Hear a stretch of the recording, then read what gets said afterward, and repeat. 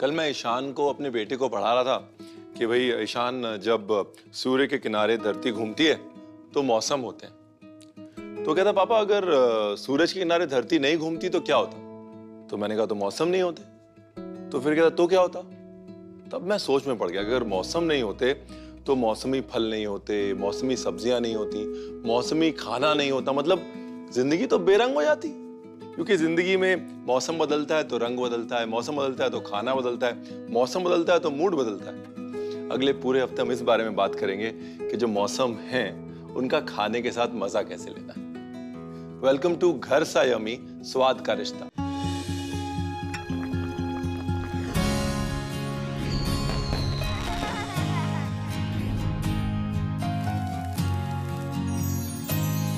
सबसे गंभीर चिंता का विषय पता है क्या है? कि अगर मौसम नहीं होता तो गर्मी नहीं होती, और अगर गर्मी नहीं होती तो आम नहीं होता। अब सोचिए, जिंदगी बगैर आम के कितनी आम हो जाती ना। गर्मियां जो है वो खास इसलिए होती हैं क्योंकि गर्मियों में आम होते हैं। तो आम और खास की लड़ाई को छोड़ के मैं बता देता हूं बना क्या रहा हूं। एक बड़ी सुंदर सी डिश है, नारियल और फलों को मिलाकर एक रूम टेम्परेचर के लिए ठंडा सलाद, सासम। सारे फल, फलों का राजा।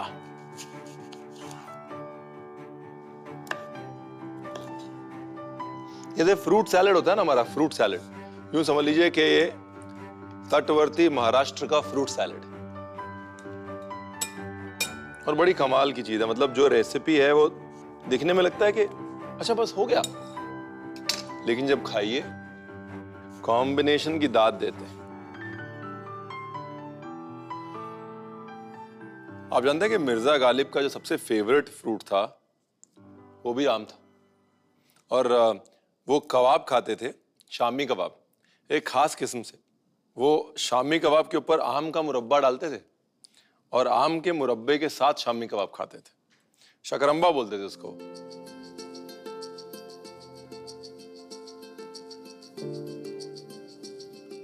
अनानास, अनानास कोंकण में बहुत होता है, तो अनानास डालना तो जरूरी है। बेसिकली जितने फल आजू बाजू होते हैं वो सारे लिए और डाल दिए। सिर्फ आम का भी बनता है ये। आम का अम्बे सासम बोलते हैं उसको। मतलब अब बात वही है, देखिए, इस्तेमाल तो हम अनानास भी कर रहे हैं और साथ में ग्रेप्स भी कर रहे हैं, लेकिन लार जो है मेरी आम पे टपक रही है। तो अब गर्मियों की बात है तो फिर आम की बात करते हैं ना। मैं देखता हूँ आम के बारे में आपको कितना पता है। चलिए बताइए कि दशहरी को दशहरी क्यों कहते हैं? दशहरी की क्या कहानी है? तो एक बार क्या हुआ कि एक व्यापारी जो है वो लखनऊ जा रहे थे। रास्ते में उनकी बड़ी सी बैलगाड़ी में 10 किस्म के आम थे और उनकी बैलगाड़ी वहां पलट गई। और उसके बाद जहां पर वो 10 किस्म के आम गिरे थे ना, वहां से एक पेड़ उगा और उस पेड़ में जो आम लगा उसे दशहरी कहते हैं। और जिस जगह पर वो बैलगाड़ी गिरी थी उसे मलियाबाद कहते हैं। देखिए, सच हो या झूठ, दशहरी में है तो 10 आम का मजा।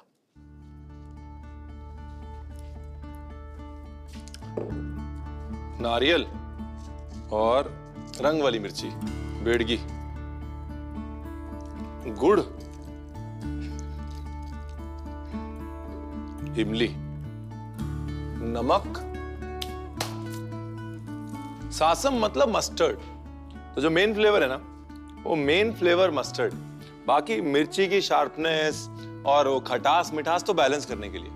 मस्टर्ड भूल गया तो फिर सासम नहीं बोल सकते इसको। और अलग अलग जगहों पे इसी कॉम्बिनेशन को अलग अलग तरीके से इस्तेमाल किया जाता है। जैसे मैंगलोर में सासव बोलते हैं, सासव।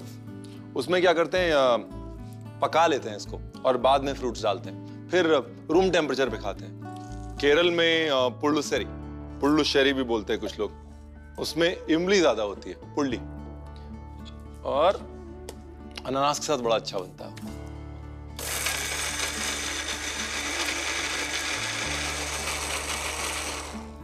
डन। अच्छा, अल्फोंसो को अल्फोंसो क्यों कहते हैं? क्योंकि एक जनाब थे Alonso, actually Afonso the Albuquerque. तो वैसे तो वो धर्म कर्म का काम करते थे, लेकिन ग्राफ्टिंग का बड़ा शौक था। ग्राफ्टिंग मतलब एक पेड़ की टहनी दूसरे में लगा के कुछ नया बना देना। तो वो फूलों की ग्राफ्टिंग आम के साथ करते थे। तो वो ये चाहते थे कि आम में फूलों जैसी खुशबू आए। तो उन्होंने ग्राफ्टिंग के बाद जो आम बनाया उसका नाम उनके नाम पे अल्फोंसो रख दिया गया। अब क्योंकि अल्फोंसो प्रोनाउंस करना मुश्किल है, धीरे धीरे अल्फोंसो का अफोंसो, अफोंसो का हापुस, धीरे धीरे हापुस हो गया। अच्छा, ग्राफ्टिंग से याद आई, आम की कहानी तो खत्म नहीं होने वाली। मतलब मुझे लग रहा है कि ये कहानी गर्मियों की थी, लेकिन ये कहानी आम की हो जाएगी। एक आम होता है कोहितूर। कोहितूर, कोहिनूर नहीं, कोहितूर। तो कोहितूर एक आम है जो बड़ा खास है। तो वैसे तो हर आम जो है वो खास होता है, लेकिन कोहितूर में 3 किस्म के आमों के साथ रात की रानी होती है ना, फूल, उसको ग्राफ्ट किया गया। तो कोहितूर की खूबी ये है कि जब पकता है तो रात को 12 बजे पूरा महकता है, जैसे रात की रानी महकती है। तो अक्सर लोग जो है वो कोहितूर के पेड़ के नीचे बैठ जाते हैं और 12 बजने का इंतजार करते हैं, और 12 बजे बिल्कुल बारीक बारीक छिलके छील के और एकदम खुशबू लेके खाते हैं उसको। मेरा मन तो बहुत कर रहा है घी डालने का, लेकिन रेसिपी के हिसाब से चलते हैं। 670 किस्में हैं आम की, अभी तो हमने 3 ही करी। नहीं, मैं कोई एनसाइक्लोपीडिया नहीं हूं, जितना मुझे पता है उतना बताऊंगा जरूर। करी पत्ता, राई और थोड़ी सी हींग, बस। अब इसे ना 1-1.5 घंटा छोड़ना चाहिए। क्या है कि थोड़ा नारियल और मस्टर्ड रसेगा फ्रूट के अंदर, थोड़ा फ्रूट बाहर जाएगा और नारियल और मस्टर्ड से हाथ मिलाएगा। मतलब 1-1.5 घंटे में जो है इसका फ्लेवर मैक्सिमम आ जाएगा। नहीं, बाहर छोड़ना, लेकिन फ्रिज में नहीं डालना।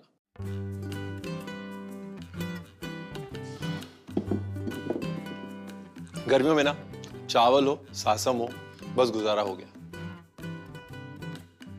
अब बताइए, अगर किसी 5 स्टार होटल में सैलड बुफे के ऊपर ये पड़ा हो तो आप उठा के खाएंगे ना? छोटे से कोंकण के घर में बनता है तो क्या हुआ?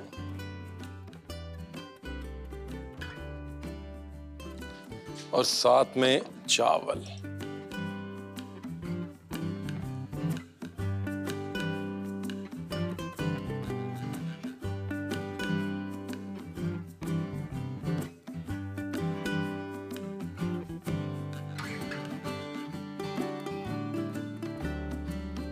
एक बार रेसिपी देख लीजिए, इलाज हो जाएगा।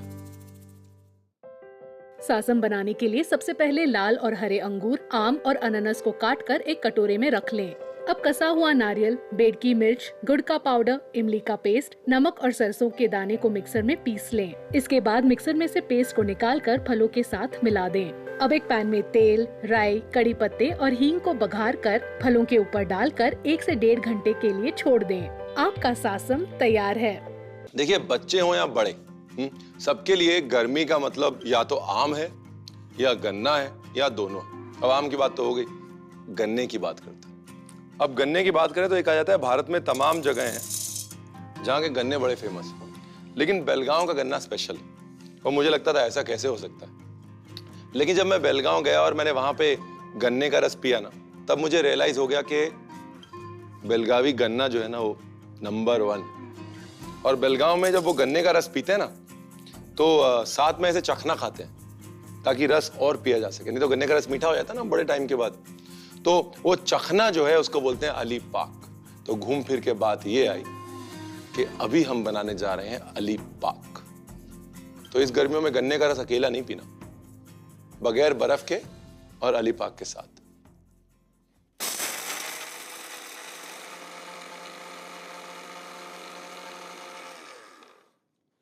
तो इसका ऐसे पाउडर बना लेना। देखिए, ये पाउडर बन गया ना, ये अली पाक का सबसे इंपॉर्टेंट हिस्सा है।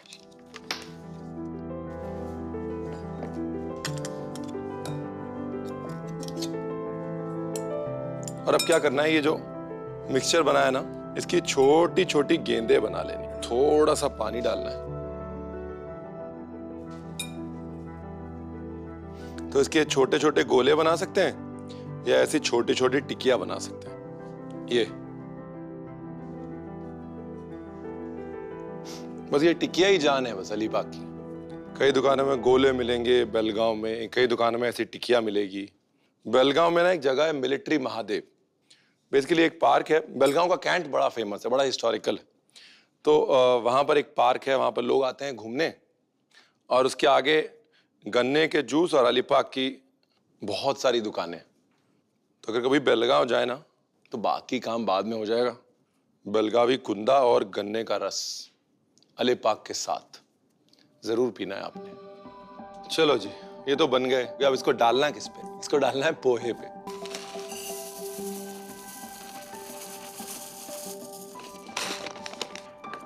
अब पोहे के लिए बारीक कटा हुआ धनिया,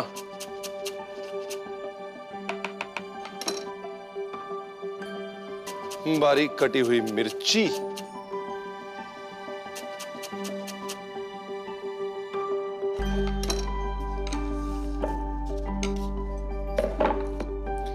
नमक,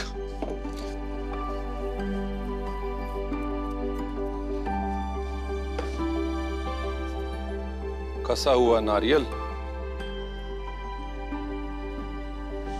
पिसी हुई शक्कर,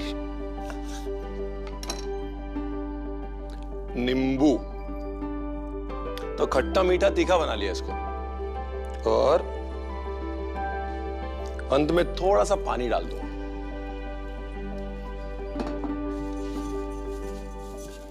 बस पोहे को नरम भर करने के लिए थोड़ा सा पानी,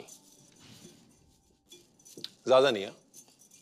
अच्छा, अगर पानी नहीं डालना ना और सिर्फ लेमन जूस डालना है या पानी कम डालना है तो वो बारीक वाला पोहा यूज कर सकते हैं। अब जैसे ये जाड़ा है ना, तो इसमें पानी थोड़ा ज्यादा पड़ रहा है नरम होने के लिए। अगर वो बारीक वाला यूज करेंगे तो पानी पड़ेगा नहीं, बस लेमन जूस हो जाएगा।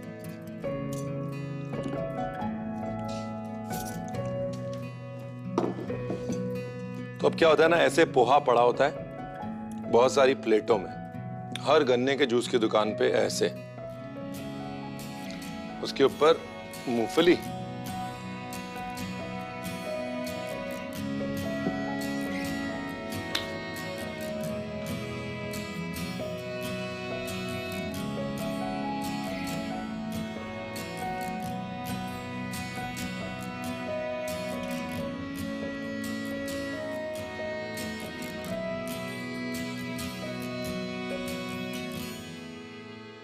ट्राई कर लीजिए, बहुत सिंपल रेसिपी है।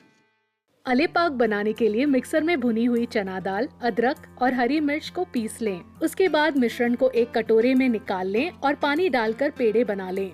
अब एक कटोरे में पोहा, धनिया के पत्ते, हरी मिर्च, नमक, कसा हुआ नारियल, चीनी का पाउडर, नींबू का रस और पानी डालकर अच्छे से मिला लें। एक प्लेट में पोहा निकालकर उसके ऊपर भुनी हुई मूंगफली और बनाया हुआ पेड़ा रखकर गन्ने के रस के साथ परोसें। आपका अलीपाक तैयार है। पंजाब में ना बहुत सारी रियासतें थी पहले, जैसे नाभा, कपूरथला, पटियाला, लाहौर, और हर रियासत की अलग अलग रसोई थी। और वो रसोई यूं थी कि हर रियासत की इंस्पिरेशन अलग थी। अब जैसे जो पटियाले की इंस्पिरेशन थी वो दिल्ली से थी, क्योंकि पटियाला दिल्ली के बहुत पास था। पटियाले और दिल्ली के कनेक्शन की ये भी कहानी है कि जब बहादुर शाह जफर के पास पैसे नहीं थे तो महाराजा पटियाला ने दिल्ली के सारे जो नवरत्न थे उनको अपने कोर्ट में बुला लिया था। कपूरथला और नाभा जो थे ये थोड़े ऊपर थे, तो ये पहाड़ों से बड़े इन्फ्लुएंस थे। खासतौर जो नाभे वाले थे महाराज, उनके यहाँ एक प्रथा बनी हुई थी कि जो दुल्हनें हैं वो कश्मीर से आती थी, तो अपना थोड़ा कल्चर, थोड़ा खाना, थोड़ी रसोई साथ में लेके आती थी। तो वहां पर एक फिश करी बनती है, नाभे वाली मच्छी बोलते हैं उसको। वो फिश करी की रेसिपी मुझे अभी तक याद है क्योंकि मैंने मसूरी में सीखी थी।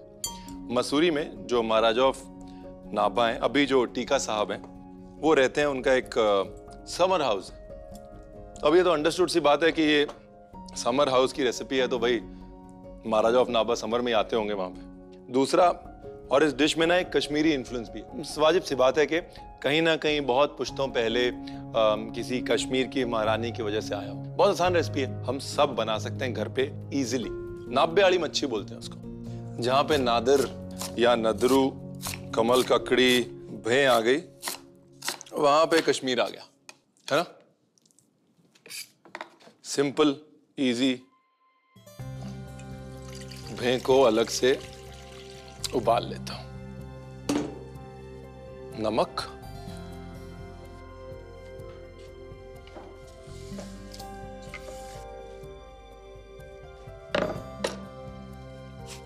तो ये आम के बड़े बड़े टुकड़े। अब गर्मियों के टाइम कच्चे आम तो बहुत मिलते थे, तो खटास के लिए यहाँ पे नाब्बे वालों ने कच्चे आम का यूज किया। आम हो गया। अब टमाटर, ऐसे 1 के 8, ये 4 हो गए और ये 8। अच्छे से रख लेता हूं ना सब कुछ। ये हो गया आम, ये नींबू के पत्ते, धनिये की डंडी। एक बार ऐसे दिखा दूंगा ना फिर आप भूलेंगे नहीं। 2 प्याज, ना ज्यादा बारीक ना ज्यादा मोटे।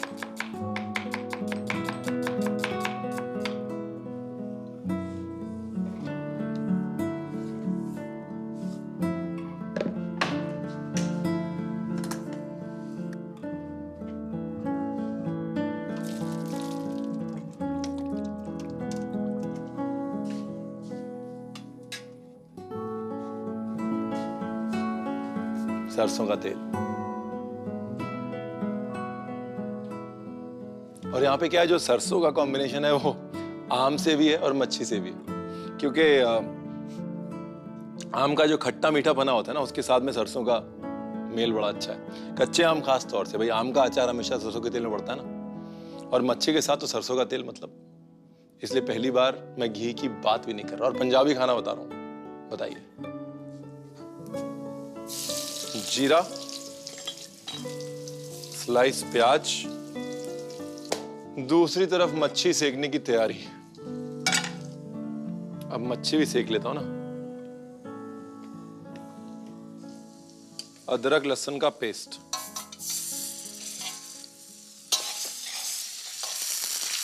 कम कम डालना है। मतलब ऐसे 2 मीडियम साइज के प्याज थे ना, तो उसमें आधा चम्मच लहसुन और 1 चम्मच अदरक का पेस्ट।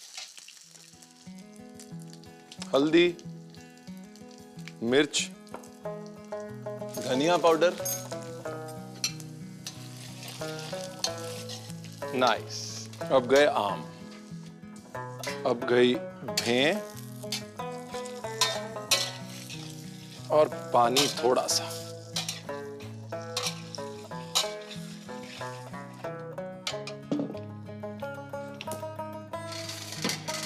चलो जी, ये भी तैयार।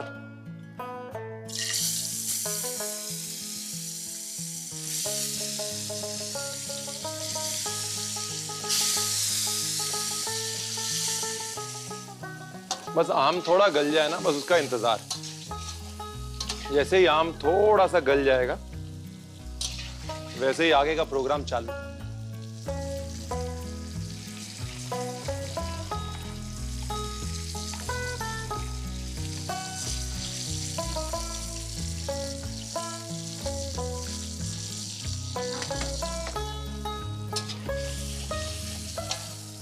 अभी पानी,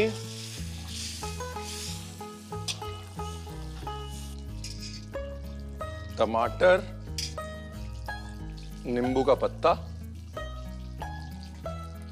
और थोड़ी धनिये की डंडी। आम की खटास को बैलेंस करने के लिए ना थोड़ी शक्कर, आधा चम्मच, उससे ज्यादा नहीं। आहा, वेरी नाइस। थोड़ा नमक।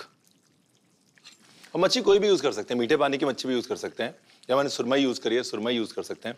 मेन चीज क्या है? सरसों का तेल। और ये तेल वेस्ट नहीं करना, सारा मच्छी का फ्लेवर है इसके अंदर।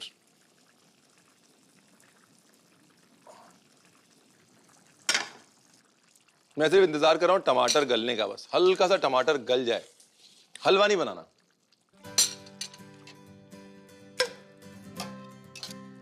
पंजाबी में कहते हैं ना, नजारा ही आ गया। बस नजारा ही आ गया। इसके ऊपर मच्छी,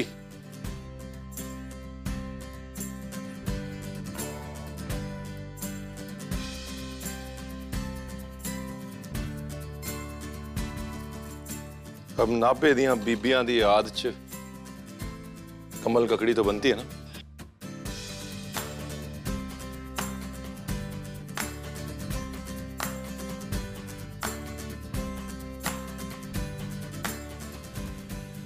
तो इस बार मैंने तो डिसाइड कर लिया कि कच्चा आम आएगा तो क्या करना है। आपने भी कर लिया ना डिसाइड तो इसलिए एक बार फटाफट देख लीजिए रेसिपी बनी कैसे। नाभि वाली मछली बनाने के लिए एक कटोरे में मछली के टुकड़ों को नींबू का रस, नमक और हल्दी के साथ मिलाकर कुछ देर रख लें। अब कुछ देर बाद एक पैन में सरसों का तेल डालकर मछली को तल लें। इसके बाद ग्रेवी बनाने के लिए एक कढ़ाई में पानी, नमक और कमल ककड़ी डालकर इसको उबाल लें। अब एक कढ़ाई में सरसों का तेल, जीरा, प्याज, अदरक लहसुन का पेस्ट, हल्दी पाउडर, लाल मिर्च पाउडर और धनिया पाउडर डालकर मिला लें। इसके बाद कढ़ाई में कच्चा आम, कमल ककड़ी, पानी, टमाटर, नींबू के पत्ते, धनिया की डंडी, चीनी, नमक और तले हुए मछली का तेल डालकर मिला लें। मछली को ग्रेवी में डालकर परोसें। आपका नाभि वाली मछली तैयार है। तो ये थी आम और गन्ने के मौसम की बात। अभी तो पृथ्वी सूर्य के किनारे घूमेगी, मौसम बदलेंगे, तमाम तरह के खाने आएंगे जाएंगे। ये सफर बड़ा मजेदार होने वाला है। इस हफ्ते हमारे साथ जुड़े रहिए क्योंकि मौसमी खाने में ही मजा है ना।